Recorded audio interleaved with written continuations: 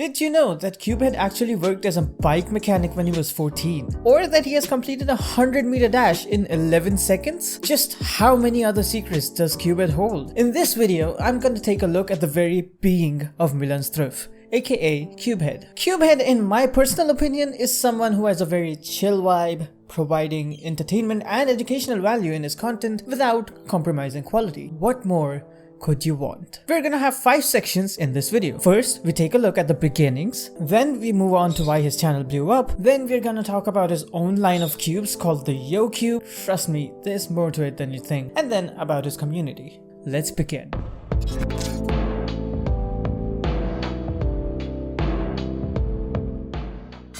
The beginning of the CubeHead channel is rather bizarre. You know how when you start a YouTube channel and the first few videos are extremely bad and cringe? CubeHead somehow skipped that phase entirely and came in with content which was both fresh and felt like it was made by someone with a lot of experience. As of now, I'm not sure if Milan just had an inbuilt feature of making videos or the experience came from a different place. Either way, I don't have a problem with it because it's more good content creators in the community. So before we continue, I have a story for you. A few months before he actually made his channel, Milan, soon to be known as CubeHead, was in a cubing competition in Amsterdam with his nephew and a good friend. I assume they had their fun on the competition and then were heading back to their hotel. To get to the hotel, he took a metro. When the metro arrived, he was waiting for passengers to get off like a normal person would. One of those passengers, however, will unknowingly make one of the most iconic greetings of all time. The passenger said, "Yo," with, in Milan's words, the chillest vibe ever and a smile. Milan and the others talked about the yo for basically the entire ride, laughing about it, replicating it and whatnot. September 9th, 2019. The CubeHead channel has been made. While thinking of an opener for his videos, Milan's mind went straight to the kind greeting from the metro. Who would have thought that such a small incident at the metro would become one of the most recognized intros in the cubing community? In an interview with The Cubicle, Milan said that his granddad used to be a pretty good professional cyclist. After his granddad retired, he opened a bike shop. Ever since Milan was 14 years old, he'd helped there as a bike mechanic, which is super nice. And he said in the interview that he still does help on weekends. September 17th, 2019. The first video on the CubeHead channel has been uploaded and is ready to be seen by the world. So you know how I said that CubeHead skipped the entire cringe and bad content phase? Well, not exactly. The first video, while being extremely good for a first video, has some major drawbacks. Yo! Today, I will solve 2000 cubes in one session.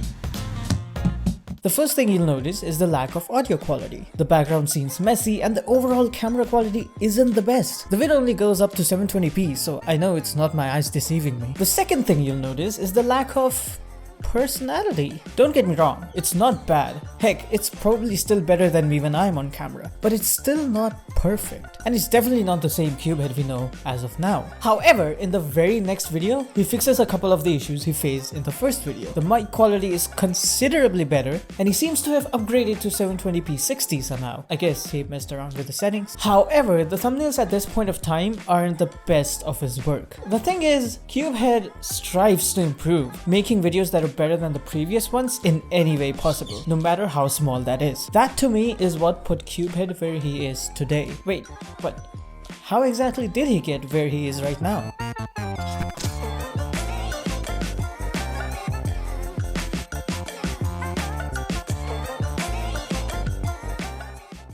Huge thanks to Ram for his video on CubeHead because a lot of the info I have here is from his video. Please check it out here. The CubeHead channel was started in September of 2019. However, it wouldn't be until May of 2020 that his channel really took off. The channel was growing steadily up to this point, gaining a few hundred subscribers every week, but May 2020 was probably the most influential month for the CubeHead channel as a whole. His channel went from about 2,000 subscribers, which is good, to over 8,000 in a single month. On May 15th, CubeHead uploaded a video titled "Why You Need to Understand This as a Cuber." This is what CubeHead credits his success to. Of course, a shoutout from Thingman and Cubing Encoded is no joke either. The entire community was fixed on one goal at this point: make CubeHead succeed. This, however, was only the first boost, because between June 14th to June 21st, the subscribers gained by the CubeHead channel went from about 2,700 in a week to 23,000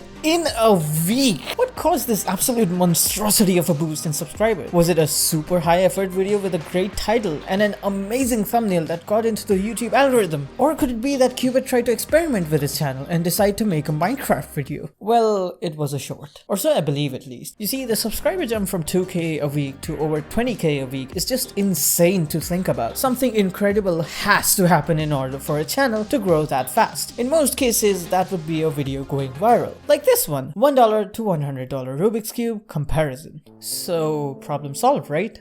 That's it?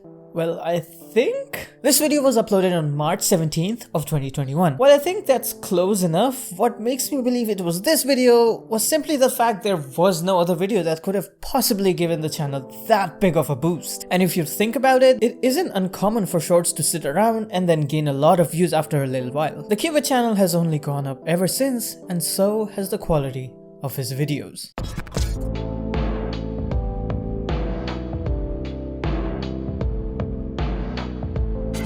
Ah yes, the YoCube. If you somehow didn't know, CubeHead has his own line of speed cubes called the YoCubes. When you buy the YoCube, you end up getting a cube and also supporting a content creator. The base for the cube is the Moyu WRM 2021, which is a great cube already and then is professionally lubed. Fun fact, by the way, the original plan for the base cube was the GAN 11M Duo, which is this cube I have right here, and I can comfortably say, CubeHead, you made the right choice not using this. As of now, there are 3 versions of the cube: the YoCube, the YoCube Eco, and the YoCube Deluxe, all 3 with varying price points. The initial release was pretty much an instant success. The video revealing the cube has over 200,000 views, and the original YoCube stands at a 95% 5-star rating as of now. There are hundreds of reviews out there of the YoCube, and multiple of my YouTube friends actually main the YoCube, like Tibo Cubes and JF Cubing. At first glance, you may think that the YoCube was very successful. Well, first of all, you're right, it was successful, but there's a side to the YouTubing community that actually doesn't like this cube at all.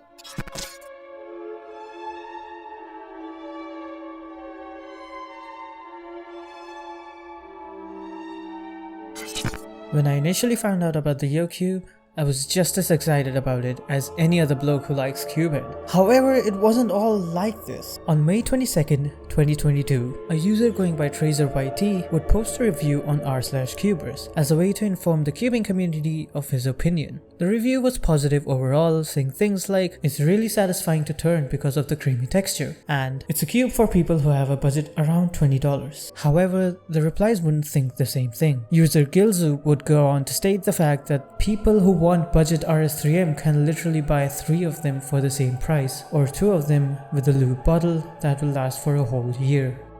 Interesting. Frightened Tomato would add, "Goddamn creator cubes are a scam, man. For $20 this person could have 1. Bought a $9 RS3M 2020, 2. Spend $5 to buy a bottle of lube, and 3. Donate the rest to CubeHead on Patreon. Cube stores and creators who are peddling these things should be ashamed of themselves." Both Gilzo and Fried Tomato would go on to say how the cube is great for collectors and how it isn't exactly marketed as a collector's cube. In another post by JF Cubing promoting his YoCube video, a user called Shoegaze Speedwalker would say, "This cube is unethical. Young cubers shouldn't be hyped about existing products with some lube applied." Stewie_ would add $49.99 AUD for a lubed RS3M 2020 with a logo. All parties, the Cubicle, Daily Puzzles, CubeHead, and any other resellers should be ashamed.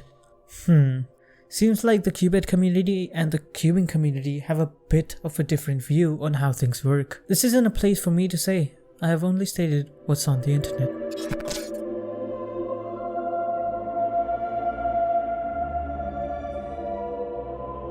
In conclusion, I'd say CubeHead is a pretty good channel and had an amazing start on YouTube and flew past a lot of people. He's also a great cuber in general because he recently almost broke the Belgian national record. In the end, I'd just like to say that CubeHead is a person like all of us. I don't see a reason to hate him. He makes good quality content and is a really funny guy in general. That's it from my side, and goodbye. Peace!